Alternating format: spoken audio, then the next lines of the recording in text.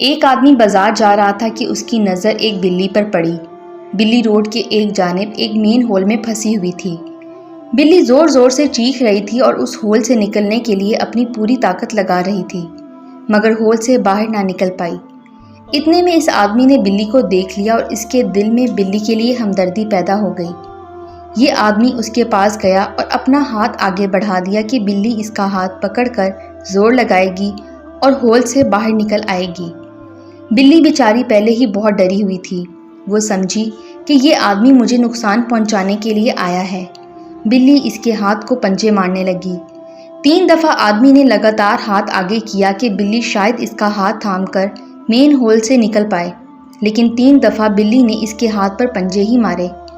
یہ دیکھ کر پاس ہی کھڑا ایک شخص بولا، بے وقوف آدمی، تمہیں بلی کی فطرت کا نہیں پتا؟ یہ کبھی بھی تمہاری مدد نہیں لے گی، بلکہ ہر بار تمہارا ہاتھ ہی زخمی کرے گی۔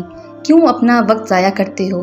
اس نے نکلنا ہوا تو خود ہی نکل آئے گی، ورنہ کسی گاڑی کے نیچے آ کر مر جائے گی۔ خود کو بلا وجہ ہلکان مت کرو۔ جو آدمی بلی کی مدد کی غرض سے اپنا ہاتھ زخمی کروا رہا تھا، اس آدمی نے اس کی بات پر دھیان نہ دیا، ایک بار پھر اپنا ہاتھ پیار سے آگے کر دیا۔ دوسرا آدمی جو تنقید کر رہا تھا سر ہلا کر چلا گیا کہ یہ تو بے وقوف ہے، اس کو اس کے حال پر چھوڑ دو۔ تھوڑی دیر بعد بلی اسی طرح اس کو پنجے مارتی رہی، پر آخرکار بلی سمجھ گئی کہ اس آدمی نے مجھے کوئی نقصان نہیں پہنچانا۔ بلی نے اس کا ہاتھ پکڑ کر زور لگایا اور مین ہول سے باہر آ گئی اور اپنی راہ لی۔